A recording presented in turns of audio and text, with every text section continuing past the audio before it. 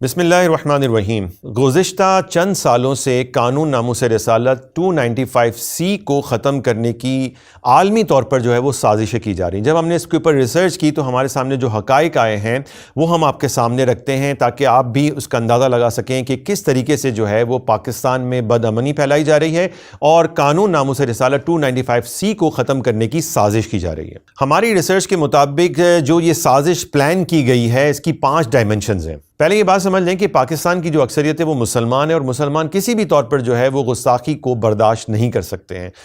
تو اس وجہ سے اس بیانیے کو تبدیل کرنا ہے، اس رائے کو تبدیل کرنا ہے کہ مسلمان اس بات پہ ایگری ہو جائیں کہ ہاں یہ قانون ناموس رسالت کی وجہ سے ملک میں جو ہے وہ امن و امان کا مسئلہ پیدا ہو جاتا ہے۔ تو اس لیے ان کو چاہیے کچھ بد امنی پیدا ہو، کچھ مار دھاڑ ہو، کچھ قتل و غارت ہو، تو اس کے بعد وہ اس ایشو کو اٹھائیں۔ کسی بھی بڑے معاملے میں رائے تبدیل کرنے کے لیے کچھ واقعات کی ضرورت ہوتی ہے، کچھ انسیڈنٹ کی ضرورت ہوتی ہے۔ تو جب انہیں انسیڈنٹ چاہیے تو اس کے لیے انہوں نے پہلی ڈائمنشن ان کی یہ ہے کہ انہوں نے بلاسفیمس کانٹینٹ کو جو ہے وہ پاکستان میں بڑھا دیا ہے۔ اور آپ دیکھیں گے کہ جب سے سوشل میڈیا یہاں پاکستان میں شروع ہوا ہے تو یہاں پر بلاسفیمی کے واقعات بھی جو ہے وہ بہت تیزی سے بڑھ گئے۔ تو بلاسفیمس کانٹینٹ کو فلڈ کیا جا رہا ہے، یعنی اس کا سیلاب لے کے آئے ہیں، اور بیرون ملک سے اور پاکستان سے ایسے لوگ نکل کر سامنے آتے ہیں جو وہاں پر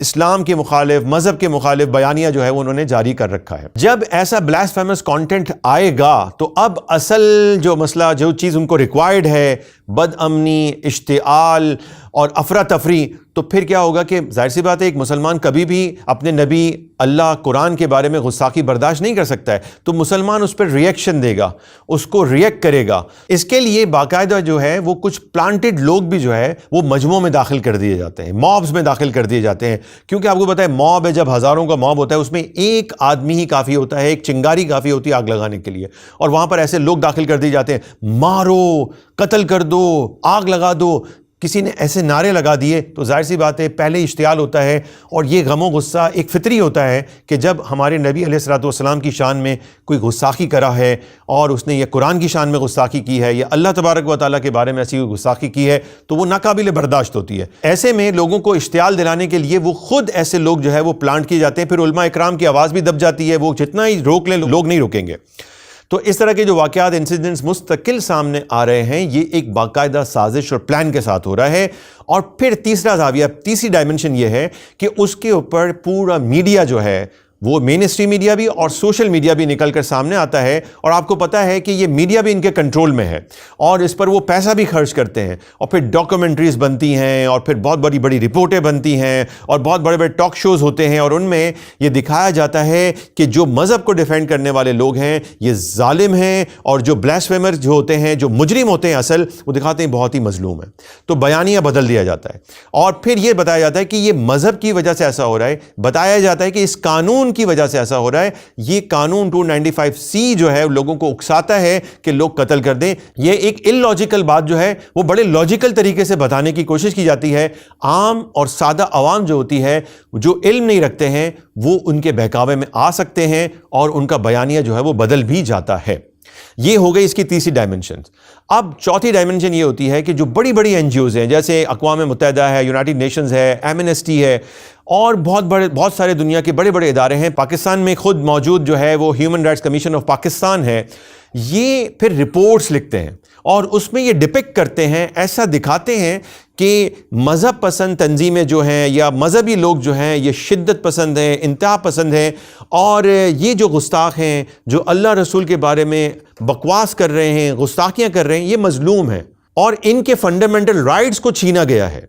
تو ایسی صورتحال کے اندر جب وہ رپورٹس تیار ہو جاتی ہیں تو یہ ایک ٹول بن جاتے ہیں۔ اب ہمارے علماء اکرام جو ہے وہ انگریزی میں یہ رپورٹس تو پڑھتے نہیں ہیں، ظاہر سی بات ہے ان کو یہ اویلیبل نہیں ہوتی ہیں، اور یہ دنیا بھر میں جو ہے وہ اس کو پاکستان کو بدنام کرنے کے لیے جو ہے وہ استعمال کیا جاتا ہے۔ یہ اس کی چوتھی ڈائمنشن ہے، ٹھیک ہے، یہ چوتھا زاویہ ہے اس کا۔ پھر اس کا پانچواں زاویہ یہ ہوتا ہے کہ جب ہماری حکومت اکنامک ڈیلز کے لیے IMF کے سامنے، ورلڈ بینک کے سامنے، امریکہ کے سامنے، یورپی یونین کے سامنے، اقوام متحدہ کے سامنے جاتے ہیں تو وہاں پر یہ رپورٹس ان کے سامنے رکھی جاتی ہیں کہ بھئی آپ کے ملک کے اندر تو بڑا ظلم ہے اور فنڈامنٹل ہیومن رائٹس نہیں ہیں، وہاں پہ تو فریڈم آف ریلیجن نہیں ہے، وہاں پہ تو فریڈم آف اسپیچ اسپیچ اور فریڈم آف ایکسپریشن نہیں ہے، آپ جب تک یہ لوگوں کی ضمانت نہیں دیں گے، ان لوگوں کو پروٹیکٹ نہیں کریں گے، اس وقت تک ہم آپ کے ساتھ جو ہے وہ اکنامک ڈیلز جو ہے، لونز وغیرہ جو ہے وہ طے نہیں کر سکتے۔ آپ اس کے بعد بتائیے کیا ہمارے حکمرانوں کا ایسا ایمانی جذبہ ہے کہ وہ ان کو جواب دے دیں گے؟ پھر وہ لیٹ ڈاؤن کرتے ہیں، اور پھر یہ کرانا چاہتے ہیں اس حد تک کہ ایک طرف عوام کی رائے تبدیل ہو چکی ہو،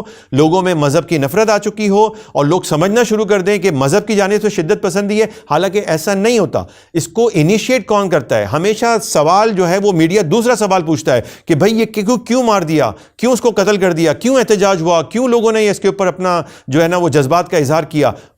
دوسرا سوال کر دیا، یہ نہیں پوچھتے کہ کیوں گستاخی کی، یہ نہیں پوچھتے کہ کیوں قرآن کو جلایا، یہ نہیں پوچھتے کہ حضور علیہ الصلوۃ والسلام کے بارے میں کیوں اس نے ایسی جملے جو ہے وہ لکھے، پوسٹ کیے۔ یہ سوال نہیں ہوتا ہے۔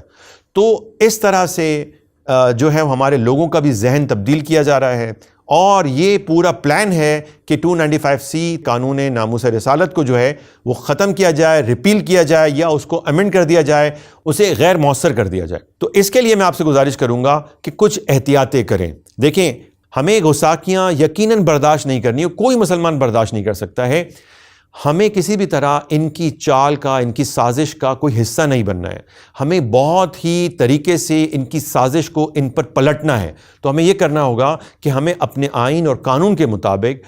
ان تمام امور کو ڈیل کرنا ہے۔ یہ بھی نہیں ہو سکتا کہ ہم خاموش بیٹھ جائیں، کوئی گستاخی ہو تو ہم اس پہ کوئی رد عمل نہ دیں۔ آپ رد عمل دیں، لیکن وہ قانونی رد عمل ہو، اور قانون ہمارا پروٹیکٹ کر رہا ہے، وہ بلاسفیمی لا ہمارے پاس موجود ہے، اور ہمارا آئین بھی ہمیں پروٹیکٹ کرتا ہے، ہمارے پاس ایسے ادارے بھی بنے ہوئے ہیں۔ تو ہمیں یہ کرنا ہے کہ قانون کو ہاتھ میں نہیں لینا، بلکہ قانونی ذریعے سے انہیں کیفر کردار تک پہنچانا ہے۔ اب جو میں باتیں آپ سے عرض کرنے جا رہا ہوں، کچھ ڈو اینڈ ڈونٹس ہیں، کچھ کرنے کی ہیں، کچھ نہیں کرنے کے کام ہیں۔ تو میں گزارش کروں گا ہمارے علماء اکرام سے، اساتذہ اکرام سے، اور جو بھی عوام کے ساتھ جو ہے وہ بات کرتے ہیں، ان تمام حضرات سے کہ ان باتوں کو آگے بھی پہنچائیں۔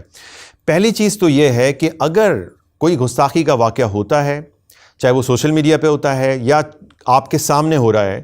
تو آپ سب سے پہلے اسے علماء کے سامنے رکھیں، کیا واقعی وہ گستاخی بھی ہے؟ یہ ہم سے غلطی ہو جاتی ہے بعض اوقات، جذبات میں آ کے لوگ ہر چھوٹی سی بات کو بھی جو ہے وہ گستاخی کہنا شروع کر دیتے ہیں۔ اس بات کا خیال رکھیں کہ گستاخی ایک بہت ہی بڑا جرم ہے۔ گستاخی ایک ایسا جرم ہے جو کفر ہے۔ کفر کرنے والا مسلمان مرتد ہو جاتا ہے، یعنی وہ اسلام سے ہی باہر ہو جاتا ہے، اور اس کی سزا موت ہے، جو شریعت کے مطابق اور ہمارے تعزیرات پاکستان کے مطابق ہے۔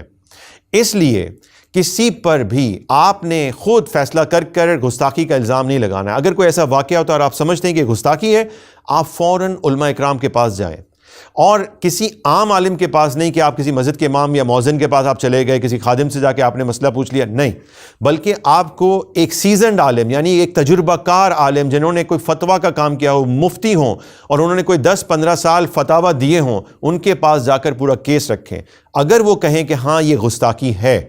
تو پھر آپ پولیس میں جا کر اس کو رپورٹ کریں۔ اگر وہ سوشل میڈیا پہ ہے تو PTA میں رپورٹ کریں، اور FIA کا سائبر کرائم ونگ ہے جو اس طرح کے کیسز کو ڈیل کرتا ہے، وہاں جا کر رپورٹ کریں اسے۔ جو نہیں کرنا ہے وہ یہ کہ آپ نے فوری ایکشن نہیں کرنا ہے، فوری اپنے طور پر فیصلہ نہیں کرنا ہے، اور قانون ہاتھ میں نہیں لینا ہے۔ اگر وہ شخص آپ لوگوں کی کسٹڈی میں ہے تو اسے مارنا نہیں ہے، اسے گرفتار کروانا ہے، پولیس کے ہاتھوں دینا ہے۔ آپ نے خود جو ہے وہ اس کے اوپر تشدد کر کے اس کو قتل نہیں کرنا ہے، اس کو زخمی نہیں کرنا ہے، بلکہ اسے پولیس کے حوالے کرنا ہے، اور وہاں پر جا کر مقدمہ درج کروا کر اس پھر مقدمے کی پیروی کرنی ہے۔ اور اگر آپ کے سامنے یہ سوشل میڈیا پہ یہ واقعہ آیا ہے تو آپ اس کی شیئر نہ کریں، کیونکہ وہ تو چاہتے ہیں کہ یہ باتیں شیئر ہوں اور یہ نارملائز ہو جائیں اور لوگ اس کو دیکھ کر عادی ہونا شروع ہو جائیں، تو آپ اس کا حصہ نہ بنیں اور آپ اس طرح کی باتیں آگے نہ بڑھائیں۔ اور آخر میں میرا پیغام ان لوگوں کے لیے ہے جو سوشلسٹ ایکسٹریمسٹ ہیں، کمیونسٹ ایکسٹریمسٹ ہیں، نیشنلسٹ ایکسٹریمسٹ ہیں، جو ایتھیسٹ ایکسٹریمسٹ ہیں، سیکولر ایکسٹریمسٹ ہیں، وہ اسلام مخالف، مذہب مخالف کانٹینٹ کو ہٹا دیں، ورنہ ہم انہیں قانون کے دائرے میں لا کر عدالتوں تک گھسیٹیں گے اور انہیں کیفر کردار تک پہنچا کر ہی دم لیں گے۔ اور یہ واضح رہے ان تمام قوتوں کے لیے کہ جو چاہتے ہیں کہ قانون ناموس رسالت کو ختم کیا جائے، یہ مسلمانوں کی ریڈ لائن ہے اور ہم اسے کراس نہیں ہونے دیں گے۔